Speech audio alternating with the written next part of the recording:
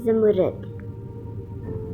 التمونت کا نام کیونکہ کسی قدر مشہور ہو گیا ہے اور بعض لوگ بھڑک گئے ہیں، لہٰذا جن لوگوں کی نسبت اپنا خیال ہوتا ہے وہ اصفہان اور طور مانی ہی کے ذریعے سے یہاں لائے جاتے ہیں، اور سارا راز مخفی رکھنے کے لیے یہ تدبیر عمل میں لائی جاتی ہے کہ طور مانی انہیں بے ہوش کر کے اونٹوں کی قطار پر سوار کرتا ہے اور وہ رازدار اور معتبر ساربانوں کے ذریعے سے التمونت تک پہنچا دیے جاتے ہیں۔ ہر منزل پر رات کو کسی جگہ ان لوگوں کو ہوش میں لا کے کچھ کھلا پلا دیتے ہیں اور پھر بے ہوش کر کے آگے کے لیے روانہ ہوتے ہیں۔ حسین چونک کر، میں تو اپنے آپ کو کبھی جنگل میں پاتا تھا اور کبھی پہاڑوں میں، گویا اصفہان سے روانہ ہو کے التمونت کے منازل کو قطع کر رہا تھا۔ زمرد: اور کیا؟ حسین حیرت سے: اور یہ لوگ انسان کو بے ہوش کیوں کرتے ہیں؟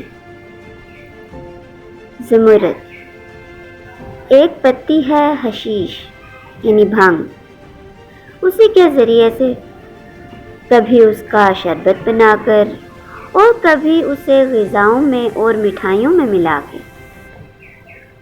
حسین بے صبری سے: تو طور مانی نے جو جام شربت پلایا وہ اسی حشیش کا جام تھا؟ زمرد: بے شک۔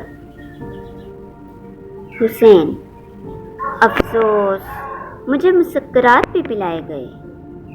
آہ، کوئی گناہ نہیں جو اٹھا رہا ہو۔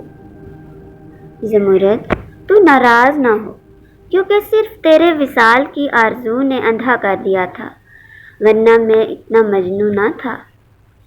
تیری محبت کی یہ حالت ہے کہ تیرے بوسے کا یہ نشان جو میری پیشانی پر موجود ہے مجھے دل و جان سے زیادہ عزیز تھا۔ میں چاہتا تھا کہ اس نشان کا بوسہ لے کر اپنے دل کی تسلی کروں، مگر یہ مشتاق ہونٹ کسی طرح وہاں نہ پہنچ سکے۔ حسین کی ان باتوں سے زمرد کچھ ایسی شرما گئی تھی کہ اس کے خاموش ہو جانے کے بعد بھی دیر تک اپنی آنکھیں نیچے کیے رہی اور کئی منٹ کے بعد جذبات شرم کو دبا کے بولی: نہ بوسہ لینے سے کسی شخص کے جسم پر داغ لگ جاتا ہے اور نہ میں اتنی بے حیا ہوں۔ حسین اسی طرح نظریں جھکائے: اب مجھ سے بے شرمی کی باتیں نہ کہلواؤ، یہ تم کو فریب دیا گیا ہے، نہ یہ بوسے کا نشان ہے اور نہ عشق بازی کی پہچان، بلکہ یہ ایک علامت ہے جو ہر اس شخص کی پیشانی پر لوہے سے داغ کے بنا دی جاتی ہے جو اس جنت میں لایا جاتا ہے۔ حسین: داغا ہوتا تو مجھے یاد ہوتا۔ زمرد: یہ داغ بے ہوش کر کے بنایا جاتا ہے اور جب تم التمونت سے اصفہان کو جا رہے ہوگے اسی وقت بنایا ہوگا۔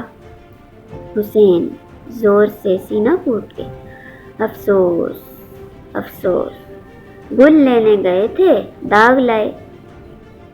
اس کے بعد حسین دیر تک دل ہی دل میں اپنی حالت پر افسوس کرتا رہا اور پھر ایک دفعہ چونک کے بولا: زمرد، افسوس، بڑا دھوکہ ہوا، تو نے مجھے اس وقت کیوں نہ بتا دیا جب میں تیرے پاس لایا گیا تھا؟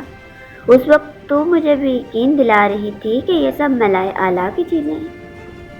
یہ سن کے زمرد آبدیدہ ہو گئی اور ایک درد کی آواز میں بولی: میری قسمت میں ہی یہ لکھا تھا کہ تمہیں دھوکہ دوں گی۔ زمرد کو آبدیدہ اور ملول دیکھ کے حسین کے دل پر چوٹ سی لگی اور بے اختیاری کے ساتھ با وفا معشوقہ کے آنسو پوچھ کر کہنے لگا: زمرد، مجھے یہ خیال نہ تھا کہ اس سوال سے تیرے دل کو صدمہ پہنچے گا۔ اچھا جانے دے، میں وعدہ کرتا ہوں کہ پھر کبھی ایسی بات نہ پوچھوں گا۔ زمرد: تم زخم پر اور نمک چھڑکتے ہو، اس وقت تک تم نے سب کچھ پوچھا، اور یہ نہ پوچھا کہ تم سے چھوٹ کے مجھ کمبخت کے سر پر کیا گزری؟ تم آزاد تھے، دنیا میں پھر رہے تھے، مگر آہ میں قید میں تھی، اور کیا کہوں کس عذاب میں مبتلا تھی۔ یہ بات میرے اختیار میں نہ تھی کہ کسی کو راز کا ذرا سا اشارہ بھی دے سکوں۔ اتنا کہہ کے زمرد زارو قطار رونے لگی۔ حسین گلے لگا کے اور آنسو پوچھ کے، بے شک مجھ سے غلطی ہوئی کہ ان باتوں کا پوچھنا بھول گیا، مگر سچ کہتا ہوں میں نے اس وقت تک کوئی بات سوچ سمجھ کے نہیں پوچھی۔ یہ جو کچھ پوچھا ہے میں نے نہیں پوچھا، بلکہ حیرت تو بے خود ہی پوچھوا رہی ہے۔